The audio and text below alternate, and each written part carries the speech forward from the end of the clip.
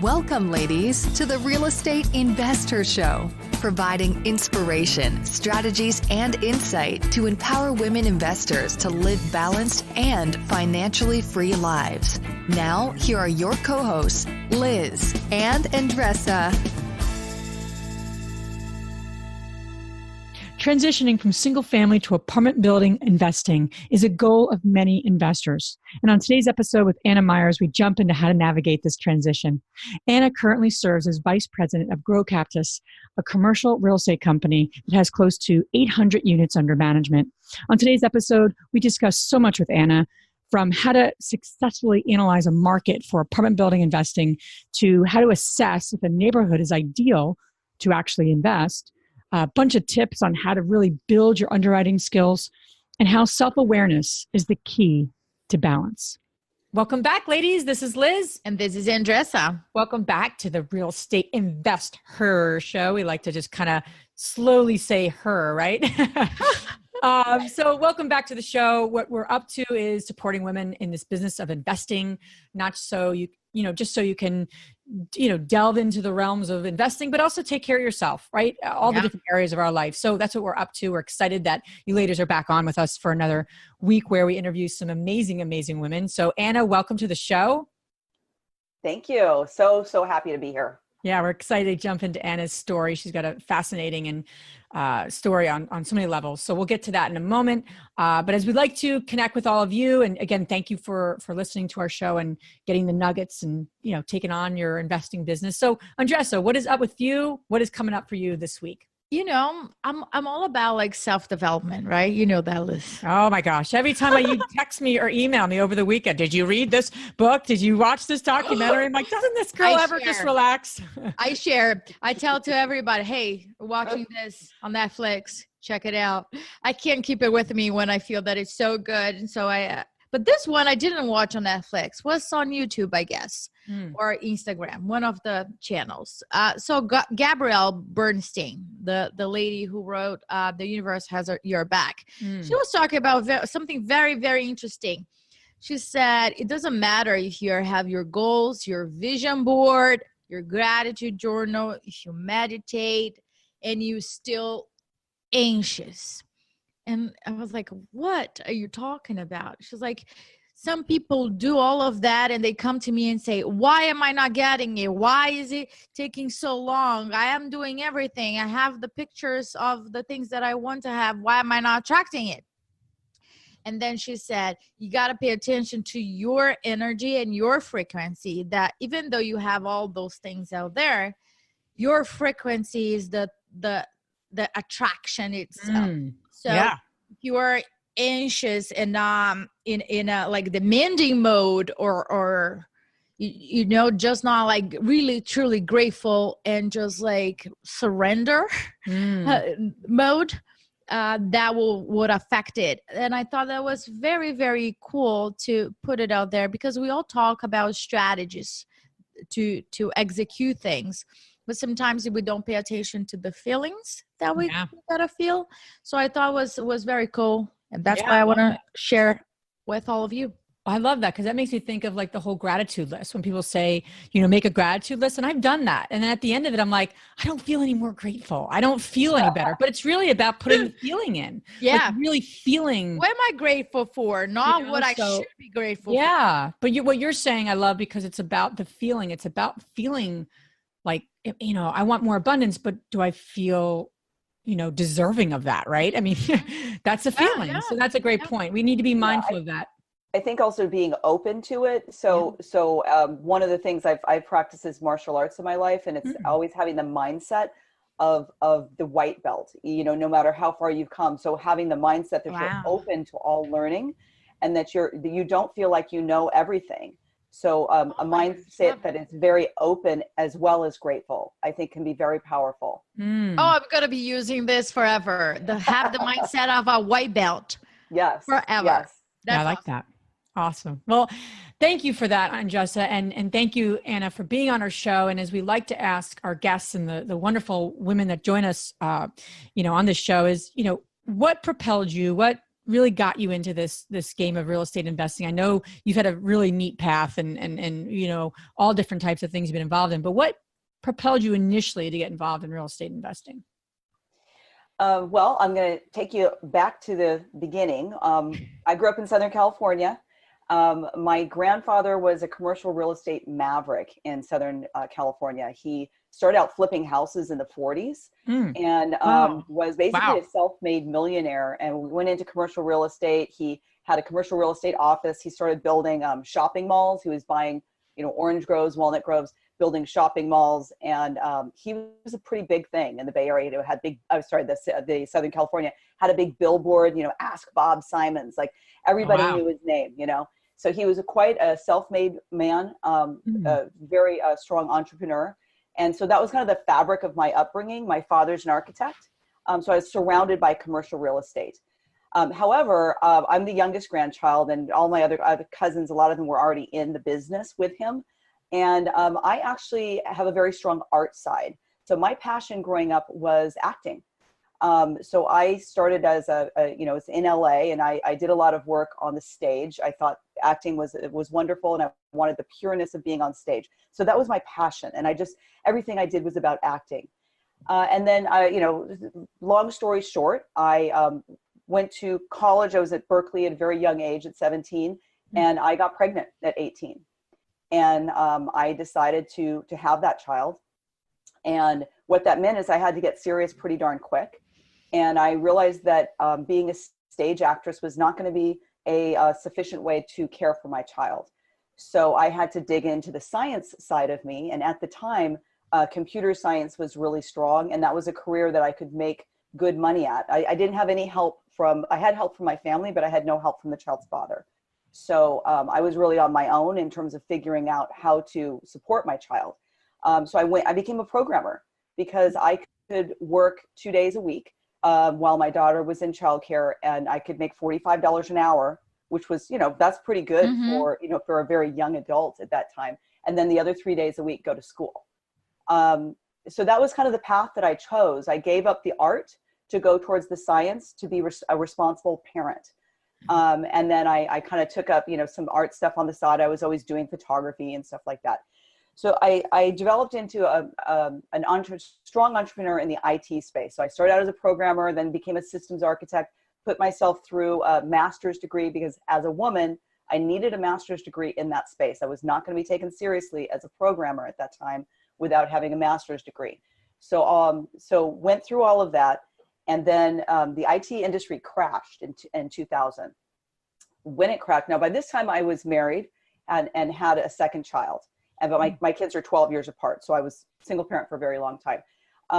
And then the IT industry crashed. My husband was also in IT, and it hit our household very hard.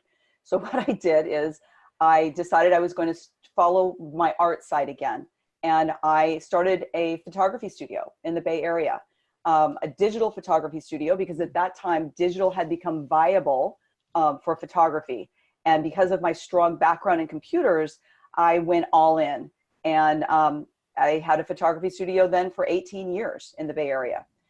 Now, one thing I've learned since then, a couple things about business that I've really learned is that one thing, if you work really hard, you're going to do a great job at it. So I was very successful. But I also ended up paying so much in taxes that I just felt like I was working for the government. I was just like, this is ridiculous. I am making so much money. I'm doing so well. And everything I do goes to pay taxes. So I had to refigure out, do I just not work as much? And that's when I realized I had to go back to my real estate roots and invest in real estate as a way to manage my taxes.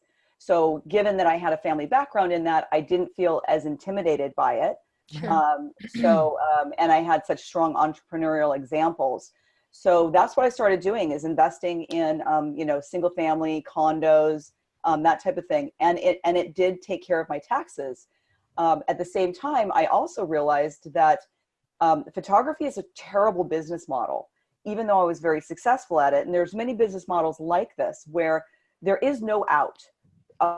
It is, you are the person, there's no scalability to it. The only way to scale is to, hire other people to be the photographer. And then basically I'm managing photographers. I'm no longer the artist.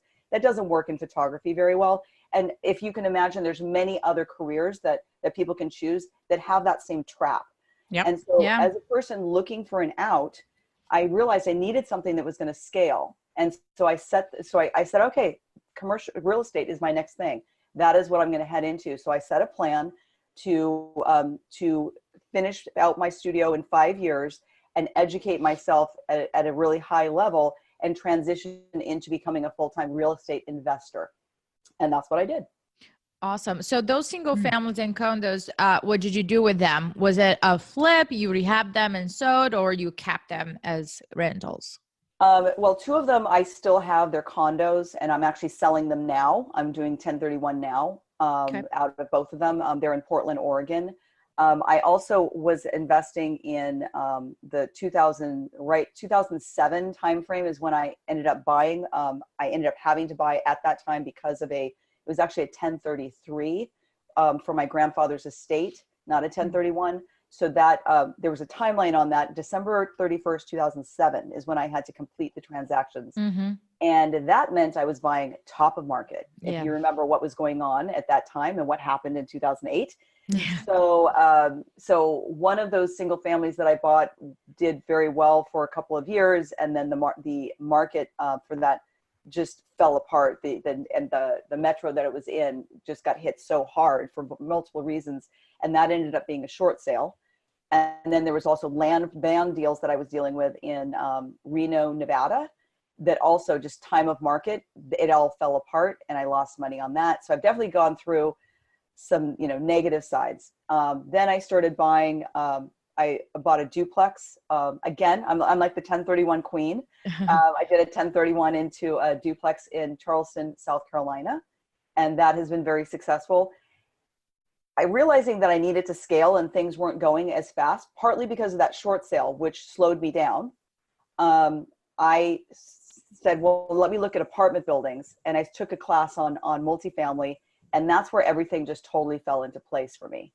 And now I'm completely committed to multifamily. Since taking this multifamily class in, I think it was the beginning of 2018. So January of 2018, I took the class.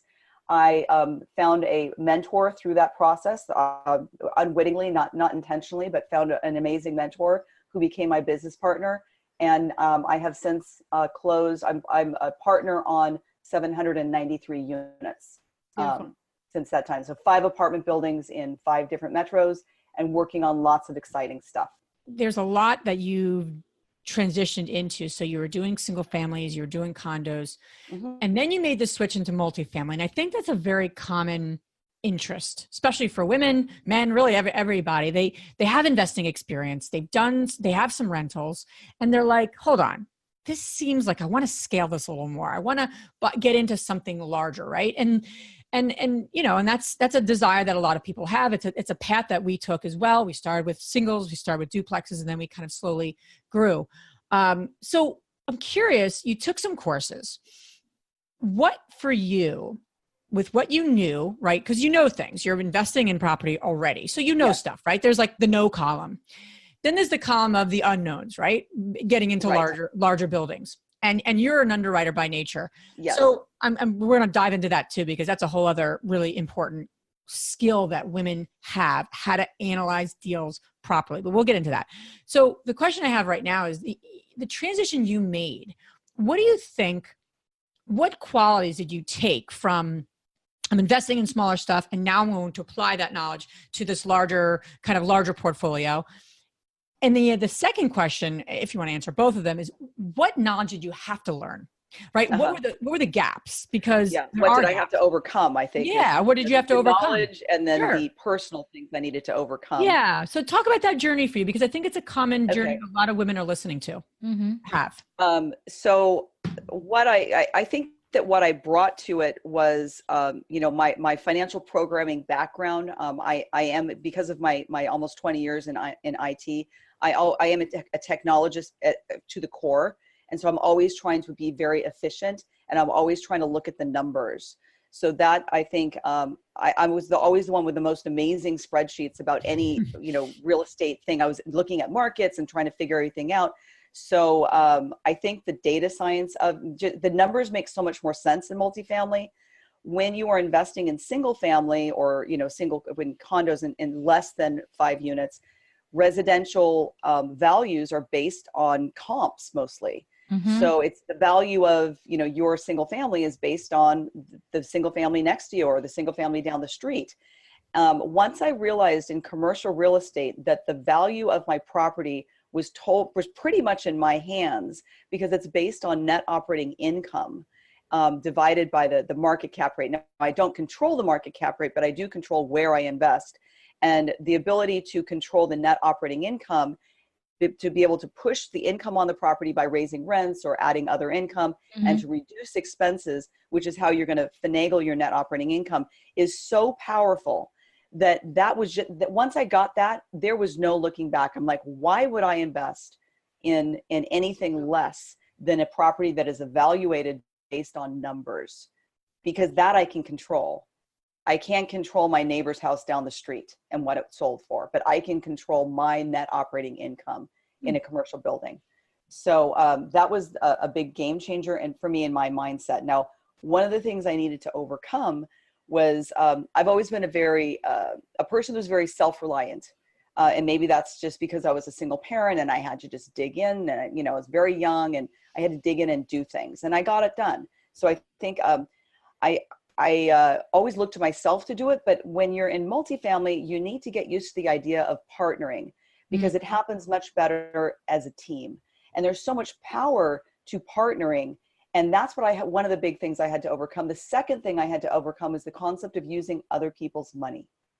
I was caught up on trying to use my own money, use my own credit score, which again held me back because I had a short sale. Now I've overcome that now, but I could have been investing all along.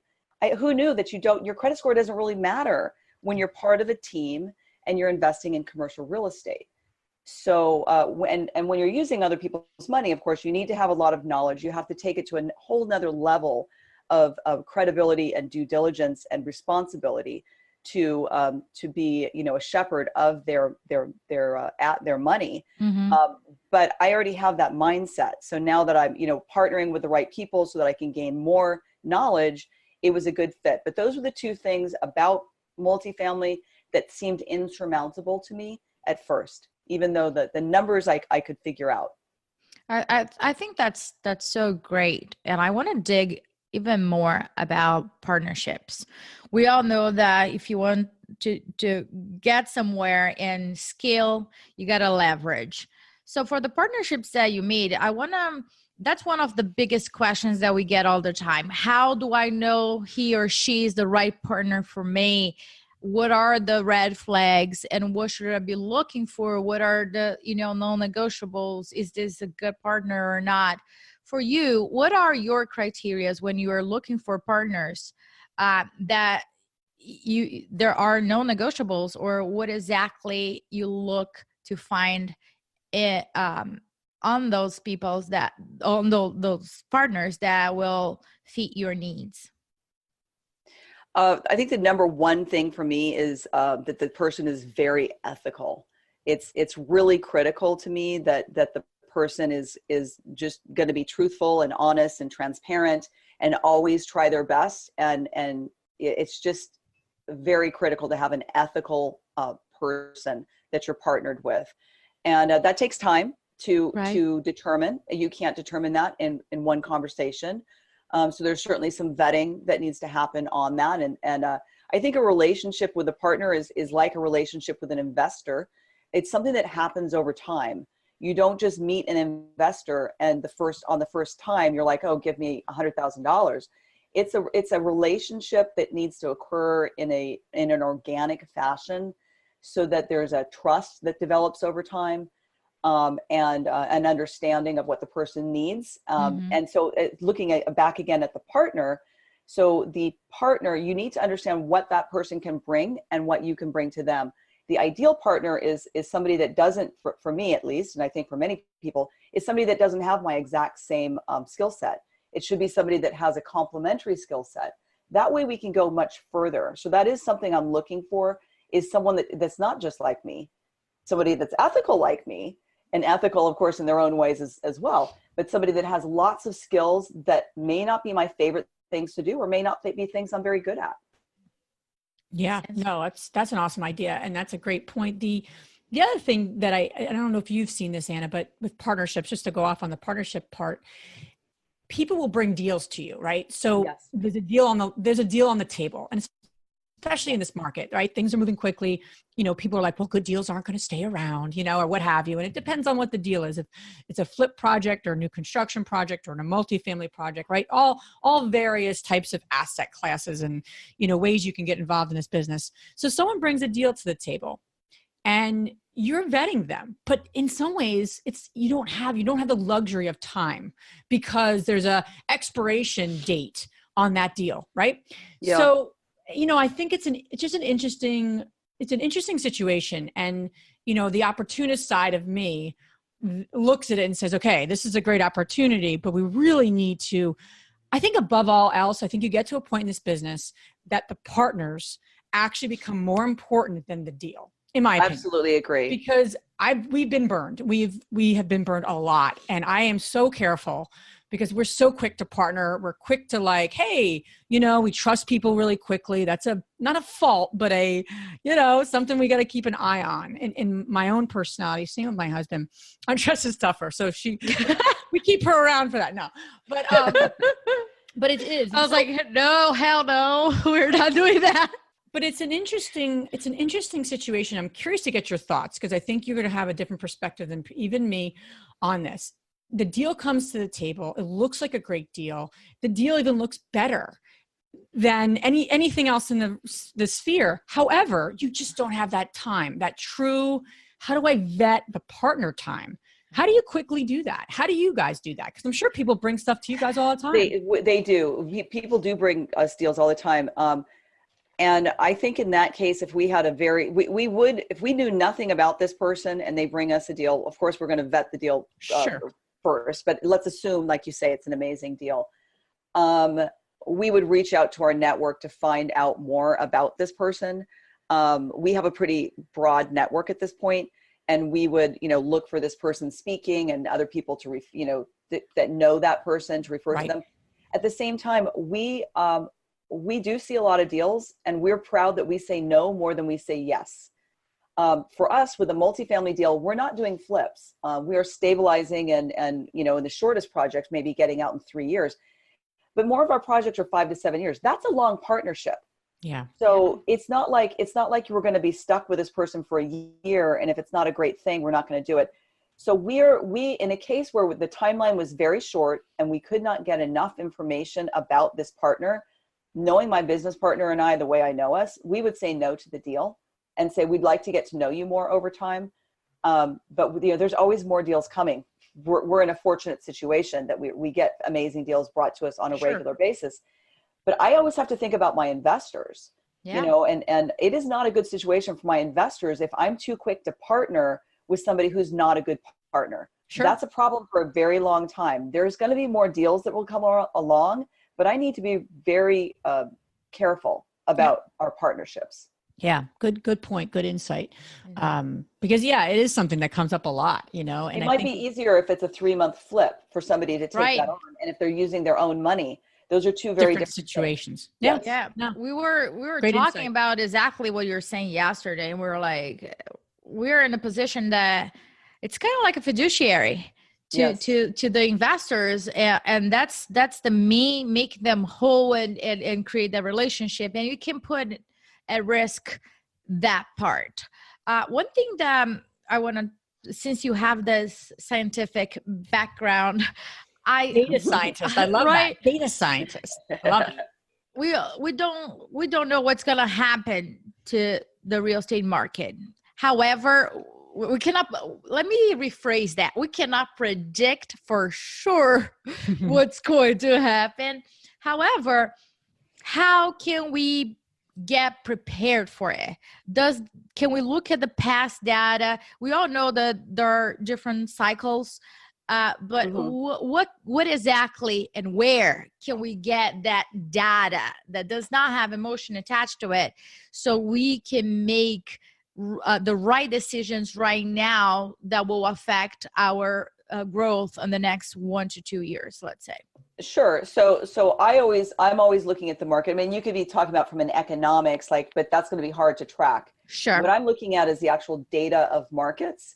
And so there's market fundamentals. Markets are going to be at different phases of their development. Some markets are already 10 years into recovery. Other markets are only midway into the recovery. So finding the right market and things that we look at in a very specific and tangible way have to do with very common concepts of jobs, population, but we have actual numbers that we put behind them. So we say we want to see this much job growth over the national average. We want to see this much population growth between the years of 2000 and 2017. We look at home price increases. We look at median household. We look at unemployment. We look at poverty level. So there's the market level, and then once we've identified a market that we're interested in, we look at the neighborhood level for the asset. Or if you don't have an asset yet, there's ways that you can evaluate a market and find the best neighborhoods to invest in that market, where they're just about to pop. And you can tell that, and we actually have a great course on it and a whole bunch of information I can refer people to on exactly how to find the best neighborhood within a city, where you can see the path of progress actually going through it using citydata.com and a very specific map that's on citydata.com in a very specific way that only Neal Bawa would come up with. So it's a very unique strategy that's completely free to anyone using it, because it's using free tools. And then you can go to the broker and say, this is these blocks, this is what I'm interested in. And you're interested in it because of very specific reasons, because you've evaluated that the job income has increased in the past few years. However, the housing has not increased yet. So that's it. There's very specific things that you're looking for. And then you're looking for, of course, you're also doubling up on that and saying the poverty level is not above this, the unemployment level is not above that. So there's these very specific keys that you're looking for, and you find those pockets, and that's what you're looking for.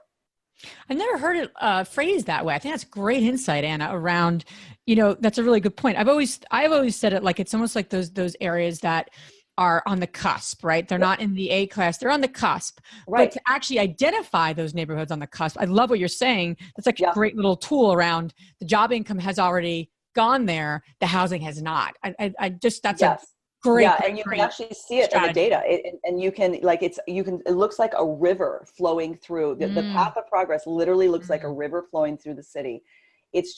It's eye-opening. It really is. And these are the types of things we're always coming up with, innovative ways to use data. And we teach this stuff in our Multifamily University. I teach the underwriting. Neal teaches. It's all about buying apartment buildings, and we're expanding into other commercial classes as well. But it's very innovative ways that we use tools and come up with, just out of the box thinking. And when it comes to underwriting, we probably could have like a 2-hour session on that. I'm sure, Can Matt join us, please? Yeah. I mean, I love talking to Matt about underwriting. I mean, I think it's such an important skill. It's a critical skill. Let's be honest. Either you or someone on your team is really masterful at it. And as you grow in your experience, you go from the small multis to the larger multis. It's a whole different ballgame, right? And that becomes very evident in that, being able to be effective as an underwriter. So ladies listening to this and they want to get better. It's like a muscle, right? It's like going to the gym. It's everything in our life. It's about developing muscles. If they want to become better at underwriting, in general, especially multifamily, small or large, what would you tell them? Do these things. Like, what would those things be? Like, if they want to get better, they want to get that muscle stronger. Well, clearly they need to practice, right? Because if you want to get your muscle stronger, you have to go out there and do it. So the thing that can be the stopping point for someone is like, but I don't know how. Right. How do I do this? And how do I do it for free? I don't have a bunch of money to spend on this. So what I would recommend is I actually teach a free webinar on multifamilyuniversity.com. I teach it monthly as well. It's going to be available much more often soon. And that can get you going, or you can find other free resources where you can learn about what is a T12, what's a trailing 12 month, what's a rent roll, what's a deal analyzer, how do I do rent comps, how do I figure out renovation. So there's key things you need to figure out, and you have to have those basics. And then once you've got those basics and then you start practicing, you can go to LoopNet and get these, the T12, basically the financial package on some sample properties, and start underwriting, and maybe form a group, to say of some other people that want to practice underwriting as well, and say, hey, here's a property, let's all underwrite it together and see what we come up with. Let's see what our results are. We have groups being formed like that all the time in our multifamily university. That's a great suggestion. Yeah. They co-underwrite properties together, and then, just organically they just get together and say, hey, let's figure out what we all got, That's great. And for the ladies that are listening to us, we have 137 last time that I checked countries. So there are people from all over, and not necessarily gotta invest on your own backyard. So right? I was listening, I don't know which podcast, and they were like, if your backyard does not make sense, don't invest it just because it's your backyard. Just, expand, go to the opposite, expand your mindset and get the tools that you need so you can invest on out of state. So for the ladies that are looking to invest on out of state, what are their top 3 or top 5 items that they should be looking at besides the market analysis that you just mentioned before? Well, you can't ignore population and population and jobs. That's always got to be your number one. So even though I mentioned it before, it's worth mentioning again. You say the top 5, you cannot keep those out of the top 5. Okay. And then you want to look at rent growth in the area. So rent growth is really critical. What's been the historic rent growth? What is the forecasted rent growth? And that has a lot to do with the forecast of real estate in the area. And again, the migration trends, who's coming in and that type of stuff. We do look at the types of jobs in the area. So we want an area that has more than one specific industry. We don't want to be too heavy on one thing. So if you're looking at a pie of the different types of jobs or industries that are in that market, you want to see a lot of different slices. Because as the market changes, which it always does, it will change. You want to have a lot of diversification of types of jobs so that people can move into different industries, or you don't just lose all your tenants because that particular company shut down or is not doing well. So let's see. Yeah, that is extremely important. We also like to look at the diversity or the ethnicity to make sure that there's a large diversity within the ethnic groups that are represented. We're filling apartment buildings, not just a single family house. Okay. So when you have an apartment building, you want all kinds of people to feel like they could live there. Yeah. If you have an area that is primarily one thing or primarily the other, whatever that thing is, you have limited your tenant base. So we like to see a lot of diversity. Again, if you think of that pie, you want to see a lot of different slices in that pie of different things. Yeah, great suggestion. The the other thing we wanted to explore with you that we always like to chat with the ladies. I feel like I could have asked you like 17 other questions around what you're saying, but I'm like, try to be mindful of your time, the ladies' time. But we'll have to have part 2. But before we go there, before you share where ladies can learn more about you, I know in chatting with you prior, we talked a lot about, balance and, family, and, you have 6 kids, 10 grandkids, and I think there's something to be said about us women, right? Because that's what we're all about, is supporting women in this business. And men want balance, but women want it in a different way, and so I'm curious to hear from you. You've been through so many careers, you've started so many businesses, and you have thriving businesses, and you're doing it right. How have you been able to, just balance it all? I don't want to say do it all, because, I don't know, that might be overwhelming to some, but really balancing it all, whatever those things are. So, and you're teaching courses and building this syndication business, which sounds like, super amazing. So for you, how have you been able to kind of balance it all? Well, I've always been a big proponent of exercise. I think it's a great stress reliever. I've been a runner for many, many years of my life. I'm actually switching now to spin because my dog can't run anymore. So big issues in my life. That's a huge transition for me. So I find exercise is one of the main ways that it's also a time that I use. It's kind of like my church. So that I have time, sometimes I don't have time to meditate, even though it can only be a few minutes. It just seems like, I don't have time. But if I can I get into a meditative state when I'm running, or now I'm integrating more yoga. Obviously there's a meditative state there. So exercise has just always been very critical to me. And, I think being a parent, is part of balance, because I always had to put my child first or my children first. And it was always my emphasis to be the best mother I could. And sometimes that meant that I had to stop. I had to put aside other things. I had to carve out different time frames to be dedicated to the work that I was doing that wouldn't interfere with me giving my whole self to my children. Yeah. So maybe it's, allocating different times. Now, at this point in my life, I feel like I don't have as much balance, but all of my kids are out of the house and it's all about working as hard as I can. So that I can go visit my grandkids and my children. So I don't feel as bad now about working like a Tasmanian devil the way I do these days, because it's just me and my husband, and he understands what we're doing together is producing a legacy for our children and our grandchildren. Awesome. So there's less balance in my life now. I'll admit that. Well, you're raising a really good point. Really getting me thinking. I feel like all the ladies always get me thinking, obviously we want to impact all the women listening, but it always gets me thinking a lot about different things. And what you're saying is interesting in that sometimes we are going to be off balance, and that's okay. But it's that kind of awareness of like, what are we doing? Why are we doing it? Is it meaningful to us?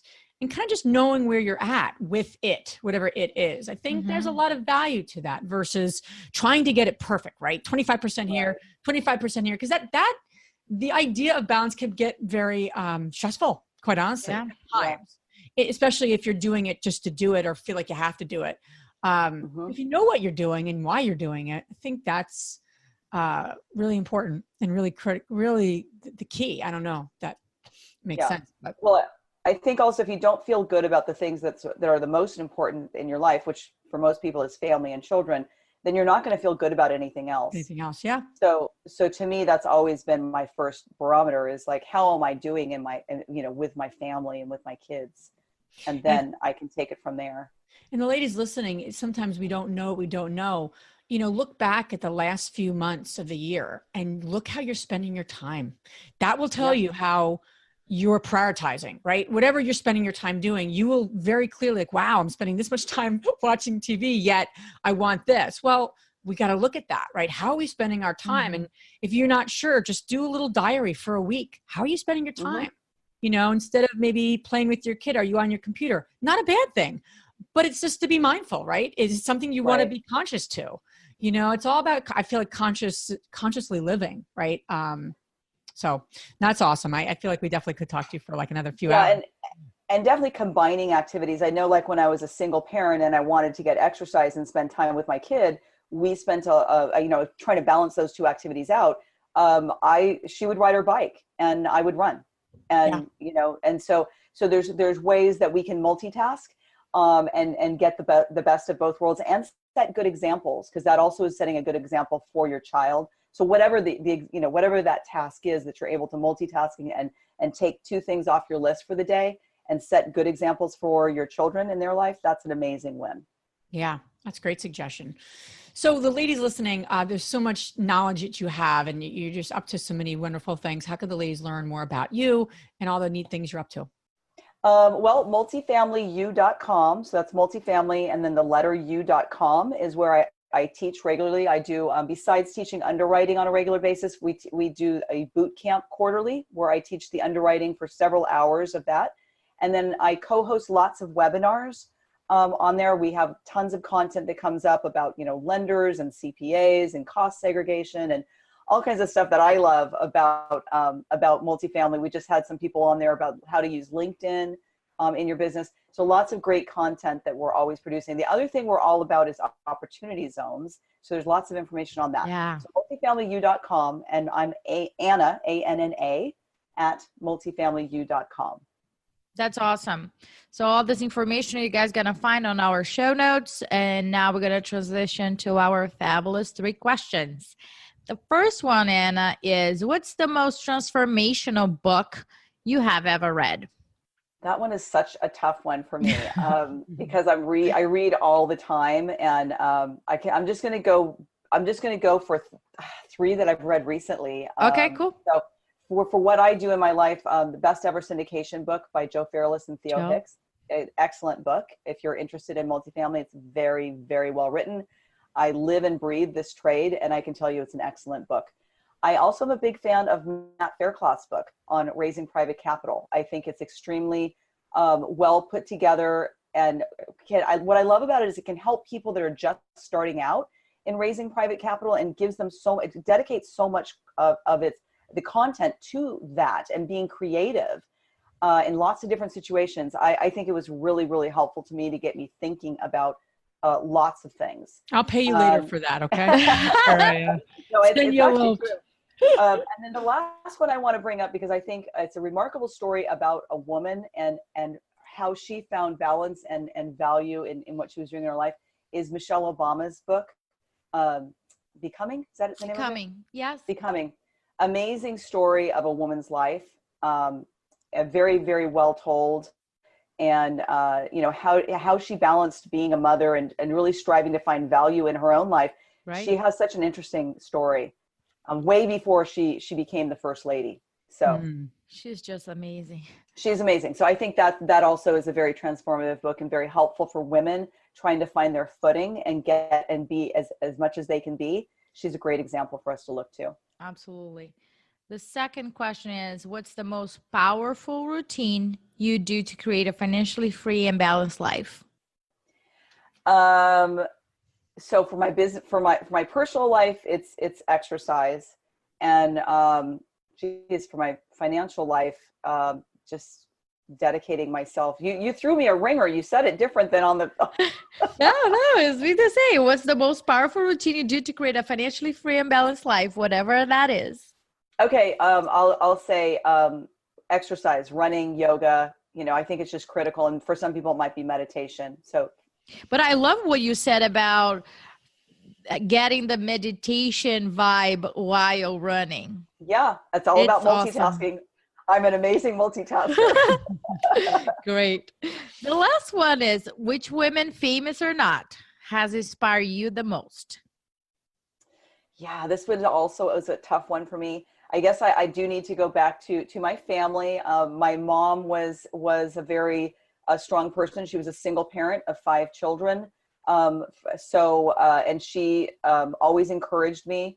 I feel very fortunate to have been raised both by my mother and my father, even though they were divorced when I was very young, as somebody that could do anything I wanted to do, and gave me the confidence to be an entrepreneur and not just go to a regular job and just really be, an artist if I wanted to be an artist, or a scientist if I wanted to be a scientist, and just to be the most I could be. So I go back to my mother, but I'm blown away by all women that are just badass out there getting it done. I'm so impressed by how much we are able to do, and to parent and be amazing, partners in our families. And it just blows me away what women can do, and so much more that we can do in the future. I really am grateful for the show that you two have put together, and the potential value that it's going to have on women's life, and recognizing that they can do real estate, and listening to each other and partnering with each other and helping each other. There needs to be more women, especially in commercial real estate. It's an amazing field. The scalability works tremendously for wealth building. And I want to see more women in the space. And thank you both for helping women get there. You're Well, quite thank welcome. you. I appreciate that, and that's what we're up to with this podcast and community and what we're kind of up to. So, thank you for your support and saying that, but also thanks for being on our show. I love how badass you are with underwriting and data and just in a field that's so male dominated. So thank you for all that you're doing for in your work. So we appreciate you being on, and definitely have to have you back on very soon. Yeah, I'd love to come back and talk about opportunity zones, which Yeah. are amazing and a whole nother world of amazingness. Great. Thank you Thank so you much, again. Adam. Okay, thank you. Bye. If you enjoyed this podcast and want to receive updates on our next interviews, go to our website, therealestateinvestor.com. There, you can subscribe to our show, become part of our investor community, and get updates on upcoming episodes. If you like our show, please share it with other women who would benefit. And don't forget to leave us a rating on iTunes. We'd really appreciate it. And as always, we encourage you to take one action as a result of today's show and put it into motion so you can live both a financially free and balanced life. Thanks for spending time with us. Ciao.